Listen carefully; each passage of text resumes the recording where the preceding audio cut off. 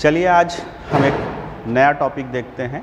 भारतीय इतिहास का एक महत्वपूर्ण काला अध्याय भी इसको बोल सकते हैं, क्योंकि भारतीय इतिहास में रॉलेट एक्ट की वजह से फिर जो जलियांवाला बाग हत्याकांड हुआ, तो इसको भारतीय इतिहास में काले धब्बे के रूप में देखा जा सकता है। तो सबसे पहले रॉलेट एक्ट और उससे जुड़ा हुआ जलियांवाला बाग हत्याकांड, ठीक है। तो रॉलेट एक्ट की अगर बात करी जाए तो सिडनी रॉलेट के नाम पर इसका नाम रखा गया है, लेकिन इसके पीछे का जो बैकग्राउंड है उसको अब हम देखते हैं कि आखिर ये रॉलेट एक्ट क्या पहले से कोई अधिनियम था, उस पर आधारित था, या कोई नया अधिनियम बनाया गया था।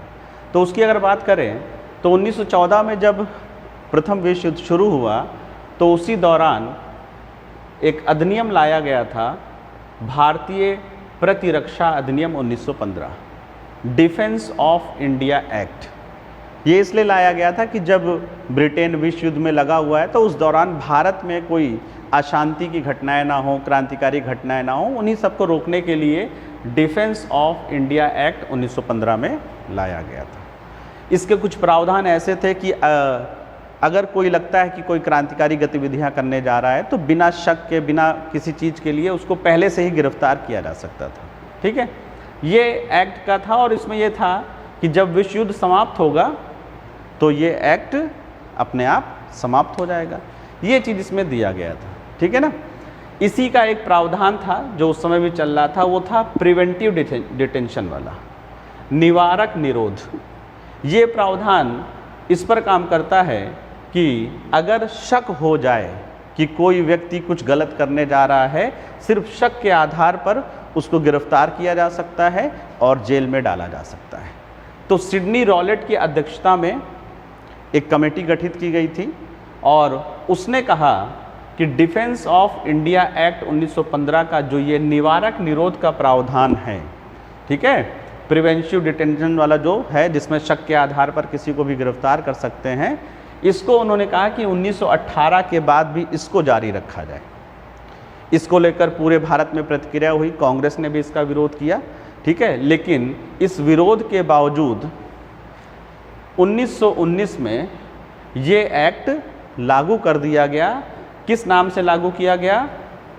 अशांति एवं क्रांतिकारी आपराधिक गतिविधियां अधिनियम 1919, ठीक है, anarchical and revolutionary crime activities act 1919। और क्योंकि सिडनी रॉलेट की अध्यक्षता में गठित कमेटी की सिफारिश पर इसको लागू किया गया था, इसीलिए इसको रॉलेट एक्ट के नाम से भी जाना जाता है। यानी वो अधिनियम जो लागू हुआ था प्रथम विश्व युद्ध के दौरान, उसका वो प्रावधान, निवारक निरोध का प्रावधान 1919 के अधिनियम के द्वारा फिर से आगे बढ़ा दिया गया। अब इसकी वजह से क्या था कि जो राष्ट्रीय आंदोलन है वो प्रभावित हो रहा था या होने वाला था, इसीलिए इसको लेकर बहुत ज़्यादा अशांति पूरे में थी, लोग इसका विरोध कर रहे थे। वहीं दूसरी ओर देखते हैं, पंजाब उस समय राष्ट्रवादियों का गढ़ बन गया था।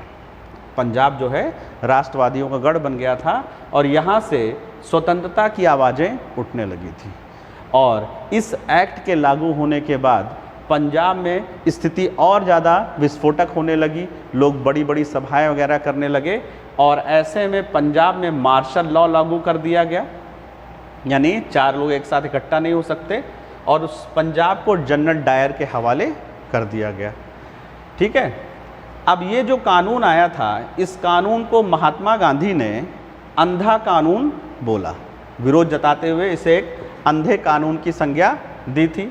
और वहीं पर मोतीलाल नेहरू ने इसे बिना सुनवाई बिना अपील का कानून कहा। मोतीलाल नेहरू ने बिना सुनवाई बिना अपील का कानून जो है रॉलेट एक्ट को कहा।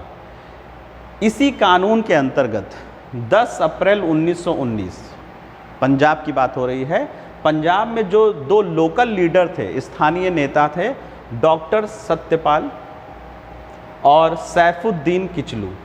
कौन? डॉक्टर सत्यपाल और सैफुद्दीन किचलू, इनको गिरफ्तार कर लिया गया शक के आधार पर और जेल में डाल दिया गया। लोग इससे विद्रोही हो गए, इसका विरोध करने लगे और इसी समय 13 अप्रैल जो बैसाखी का दिन था और पूरे पंजाब में मार्शल लॉ लगा हुआ था, यानी लोग इकट्ठा नहीं हो सकते थे। अब 13 अप्रैल को बैसाखी मनाने के उद्देश्य से जलियांवाला बाग में, जहाँ पर एंट्री का शायद एक ही बड़ा सा दरवाज़ा था, वहाँ पर लोग इकट्ठा होते हैं, बैसाखी का त्यौहार मनाते हैं, साथ ही साथ विरोध भी प्रदर्शित करते हैं, लेकिन हथियारों का प्रदर्शन वहाँ पर नहीं था। तो 13 अप्रैल 1919 बैसाखी का त्यौहार मनाने के लिए लोग जलियांवाला बाग में एकत्रित होते हैं और ये खबर जनरल डायर को मिलती है कि लोग इकट्ठा हो रहे हैं। जनरल डायर जलियांवाला बाग पहुंचते हैं, सारे दरवाजे बंद कर दिए जाते हैं और सिर्फ एक मेन गेट जहां से एंट्री थी और बाहर जाने का था, वहां पर पुलिस को खड़ा करके गोली चलाने का आदेश बिना वार्निंग के दे देते हैं और इस जघन्य हत्याकांड में सैकड़ों लोग मारे जाते हैं। एक रिपोर्ट के अनुसार 389 लोग इसमें मारे गए, संख्या इससे ज़्यादा भी थी। तो ये था जलियांवाला बाग हत्याकांड। इसी हत्याकांड के विरोध में गांधी जी ने कैसरे हिंद की उपाधि अपनी वापस कर दी थी, ठीक है ना। और जो आपके रविन्द्रनाथ टैगोर थे, उन्होंने नाइटहुड की उपाधि अपनी वापस कर दी थी। जब विरोध बढ़ने लगा तो अक्टूबर 1919 में हंटर कमेटी का गठन ब्रिटिश गवर्नमेंट ने किया इस हत्याकांड की जांच को लेकर, और उस हंटर कमेटी ने जनरल डायर को निर्दोष बोला। वहीं पर कांग्रेस ने अपने स्तर पर एक कमेटी गठित की मदन मोहन मालवीय की अध्यक्षता में, जिसके एक सदस्य के रूप में गांधी भी यहाँ पर है, और उन्होंने जनरल डायर को दोषी पाया था। तो ये दो महत्वपूर्ण घटनाएं थी। एक था रॉलेट एक्ट, जिसे अंधा कानून भी कहा जाता है, दूसरा था आपका जलियांवाला बाग हत्याकांड, ठीक है ना। और इसके बारे में जो है शॉर्ट में मैंने आपको यहाँ पे बता दिया, जो आपके आगे काम आ सकता है। अगले उसमें हम कोई नया टॉपिक देखेंगे, ठीक है।